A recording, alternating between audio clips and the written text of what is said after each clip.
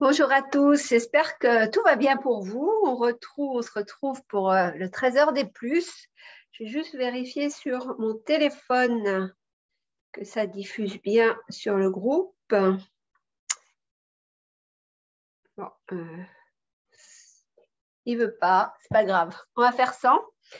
Aujourd'hui, je voulais vraiment revenir sur cet état d'esprit que je vous demande toujours d'avoir par rapport à cultiver la joie et surtout manifester l'abondance dans votre vie, c'est-à-dire que vous avez des besoins, vous avez des désirs, et bing, ça se matérialise dans le concret. Ce que vous voulez voir advenir se manifeste dans la vraie vie. Je vous dis souvent de veiller à vos pensées, je vous parle d'être vraiment ancré dans votre corps, je vous dis souvent que vous êtes un être éveillé, spirituel, incarné dans un corps physique. Tout ça, c'est des choses importantes que vous ayez toujours en tête. Il y a une chose qui est aussi fabuleuse à savoir et à pratiquer, c'est que vous aurez beau vouloir des choses, demander à vos anges, à l'univers, à la vie, de manifester vos désirs et vos besoins. Si vous ne passez pas à l'action, si vous ne posez pas des actions dans la vraie vie, dans le concret, ben peut-être vous aurez un petit peu de l'abondance que vous réclamez, mais vous n'aurez pas la totalité de ce que vous aimeriez. Ça passe vraiment, la manifestation, elle passe vraiment par votre imprégnation, vos empreintes dans le concret et dans l'action. Par exemple, je disais ce matin à un ami Facebook qui veut perdre beaucoup de kilos.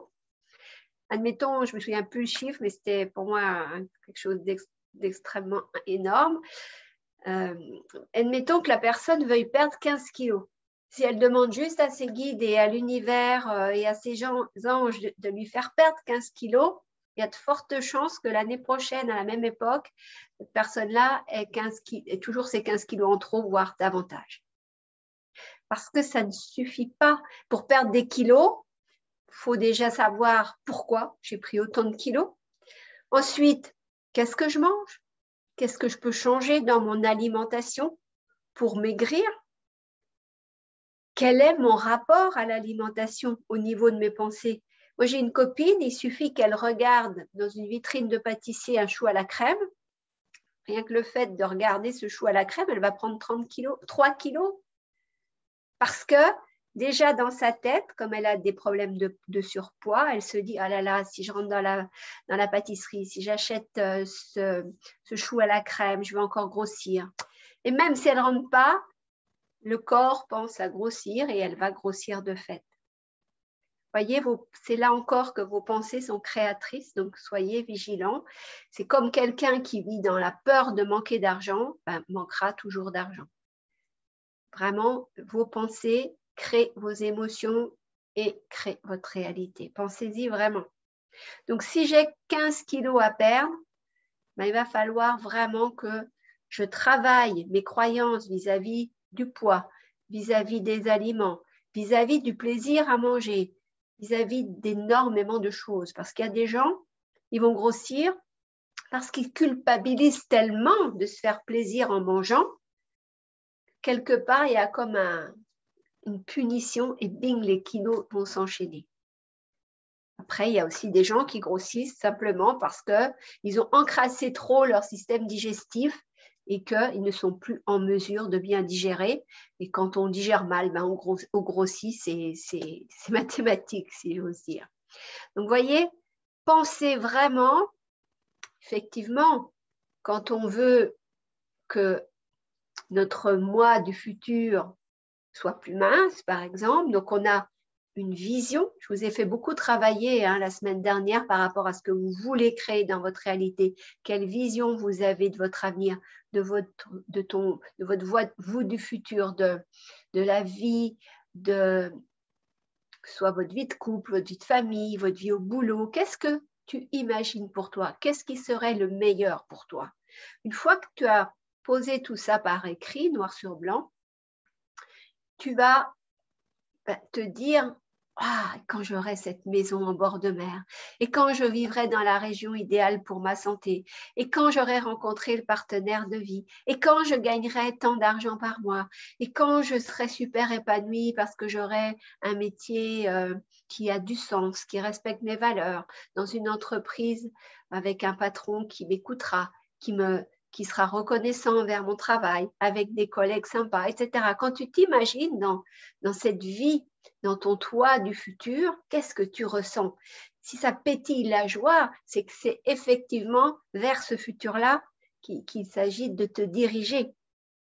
Mais pour ce faire, il ne suffit pas de faire ton tableau de visualisation, de réciter des affirmations positives tous les matins. Il va falloir, si tu veux changer de région, savoir dans quelle région tu veux aller. Ensuite, il faudra déménager là-bas. Si tu veux rencontrer un partenaire de vie, des fois, ça arrive. Moi, ça m'est arrivé que mon compagnon frappe à ma porte et que ça parte pour une histoire de 20 ans. Mais ce n'est pas tout le temps comme ça que ça se manifeste. Et moi, j'avais demandé à l'univers que ça se matérialise comme ça, ma prochaine relation. Vous voyez, il faut, mais en même temps, qu'est-ce que j'avais fait? J'avais noué des sympathies avec d'autres personnes et c'est par le biais de ce groupe de personnes que Michel est entré dans ma vie. Parce qu'il était lié à une des femmes, c'était un vieux copain d'une des femmes du groupe en question. Et quand j'ai reçu tout le groupe à dîner, la personne m'a dit « En fait, tout à l'heure, j'ai rencontré un homme, un vieux copain, ça fait des années qu'on ne s'est pas vu.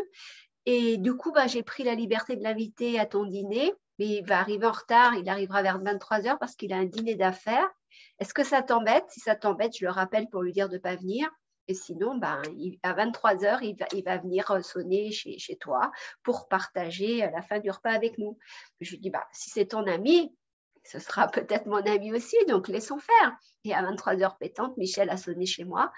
Et voilà, il est tombé fou amoureux de moi. Moi, ça a mis un peu plus de temps à se décanter sentimentalement pour moi vis-à-vis de lui, mais néanmoins, on a fait une super équipe pendant 20 ans. Donc, vous voyez, mais si je n'avais pas cherché à sortir, à rencontrer des gens avec lesquels on faisait des randos le dimanche, on allait au spectacle la semaine, on se recevait les uns chez les autres une fois par semaine.